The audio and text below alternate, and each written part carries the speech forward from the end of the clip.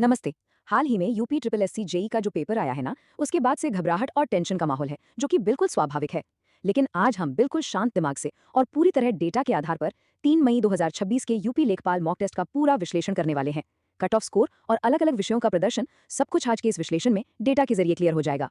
तो चलिए सीधे मुद्दे पर आते हैं। आज की इस चर्चा में हम मॉक टेस्ट का ओवरव्यू, टॉपर्स का स्कोर कार्ड, अलग अलग सब्जेक्ट्स का परफॉर्मेंस, सटीक कट ऑफ और आगे की रणनीति देखने वाले हैं।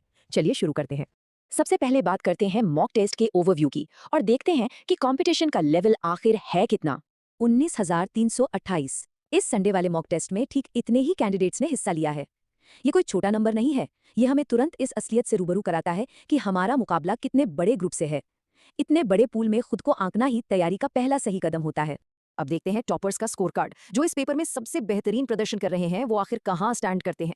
डेटा को देखें तो एक बात बिल्कुल साफ है। जो एलीट टॉप 50 बच्चे हैं उन्होंने 88 या उससे ज्यादा मार्क्स स्कोर किए हैं। वहीं टॉप 500 का स्कोर 82 प्लस और टॉप 1000 का स्कोर 78 प्लस पर मजबूती से टिका हुआ है। ये आंकड़े साफ बता रहे हैं कि टॉप लेवल पर कितनी कड़ी टक्कर है, जहां एक एक नंबर पूरी कहानी बदल सकता है। और अगर टॉप 5000 की लिस्ट में जगह बनानी थी तो कम से कम 70 का स्कोर चाहिए था। इससे एक बात तो प्रूव होती है कि पिछले मॉक टेस्ट के मुकाबले ये वाला पेपर थोड़ा सा आसान था। और जाहिर सी बात है, जब पेपर थोड़ा आसान होता है तो कट ऑफ अपने आप ऊपर जाता ही है। अब आते हैं अपनी इस चर्चा के सबसे दिलचस्प हिस्से पर, यानी सब्जेक्ट वाइज परफॉर्मेंस। मार्क्स कहाँ आसानी से मिले और कहाँ कटे, आइए देखते हैं। इस बार ना पर्यावरण यानी एनवायरनमेंट वाला सेक्शन सरप्राइजिंगली काफी आसान था। अगर 7 से 8 सवाल सही हुए हैं तो ये बहुत बढ़िया अटेम्प्ट है। यूपी जीके ने भी निराश नहीं किया। यहाँ 13 से 16 सही सवाल आसानी से किए जा सकते थे और हिंदी में 8 से 10 सही सवालों का एवरेज रहा।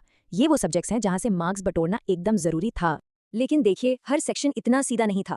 ग्राम विकास ने सच में काफी पसीना छुड़वाया। इसका लेवल मॉडरेट से हार्ड के बीच था।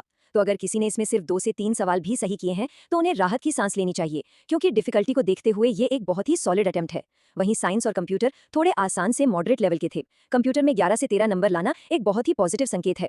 और हाँ, डेटा इंटरप्रिटेशन यानी डीआई को बिल्कुल भी इग्नोर नहीं किया जा सकता। यह हाईली स्कोरिंग सेक्शन है। एग्जाम में टाइम की कोई खास कमी नहीं होती, इसलिए ऑप्शंस को क्रॉस वेरीफाई करके 8 से 10 सही अटेम्प्ट करना एकदम जरूरी है। अगर डीआई का पैटर्न एक बार पकड़ में आ जाए तो पूरे नंबर खींचना कोई बड़ी बात नहीं है। चलिए अब उस चीज पर आते हैं जिसका हम सभी को बेसब्री से इंतजार रहता है, सटीक कट ऑफ। इस पेपर की डिफिकल्टी को देखते हुए आइए समझते हैं कि सिलेक्शन के लिए कितने नंबर चाहिए होंगे। सबसे पहले पुरुष उम्मीदवारों के कट ऑफ की बात करते हैं। डॉक्यूमेंट वेरिफिकेशन यानी डीवी के लिए 69 से 72 मार्क्स का अनुमान है। लेकिन असली खेल यहाँ है। फाइनल सिलेक्शन के लिए 73 से 76 मार्क्स का टारगेट रखना होगा। सिर्फ डीवी की लिस्ट में नाम आना काफी नहीं है। फाइनल मेरिट तक पहुंचने के लिए वो मजबूत बफर होना बहुत ही क्रूशियल है।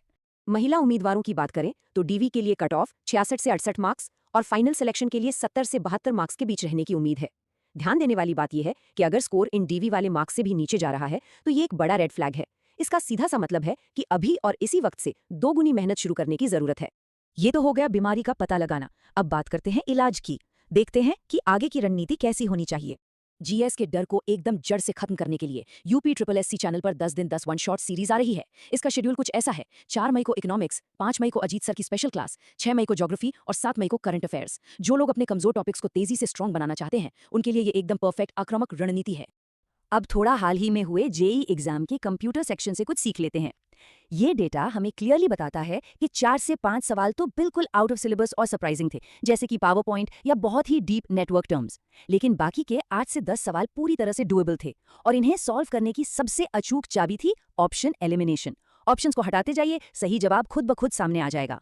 कंप्यूटर सेक्शन की इसी अनप्रिडिक्टेबिलिटी से निपटने के लिए एक बहुत ही सॉलिड एक्शन प्लान तैयार किया गया है। पहला कदम, 1 से 1.5 घंटे की स्पेशल क्लास होगी जिसमें सारे मुश्किल फुल फॉर्म्स कवर होंगे। और दूसरा कदम, एमएस ऑफिस के टैब्स और टूल्स पर एक डेडिकेटेड क्लास। इससे ये बिल्कुल रट जाएगा कि कौन सा टूल किस टैब में होता है। ये दोनों क्लासेस आने वाले एग्जाम में गेम चेंजर साबित होंगी। हम इस चर्चा के बिल्कुल आखिर में पहुंच रहे हैं और यहाँ एक बहुत ही शानदार बात याद रखने लायक है। अगर पेपर कुल मिलाकर मुश्किल है तो सीधा सा कॉन्सेप्ट है कि कट ऑफ नीचे जाएगा और घबराने की कोई जरूरत नहीं है। मुश्किल पेपर और कट ऑफ के बीच का ये सीधा कनेक्शन बहुत बड़ी तसल्ली देता है। बस अपना फोकस बनाए रखना है, पैनिक नहीं होना है और तैयारी करते रहना है। जाने से पहले एक सवाल जो हम सबको खुद से पूछना है, आज के जो अनुमानित कट ऑफ हमने देखे उसके हिसाब से हमारा मॉक स्कोर कैसा रहा और कल से किस सब्जेक्ट में सबसे ज्यादा आक्रामक तैयारी की जरूरत है। अपने पर्सनल डेटा को देखिए और तुरंत अपना अगला कदम तय कीजिए। उम्मीद है कि इस डेटा आधारित विश्लेषण से एक साफ दिशा मिली होगी। तो बस लग जाइए तैयारी में। ऑल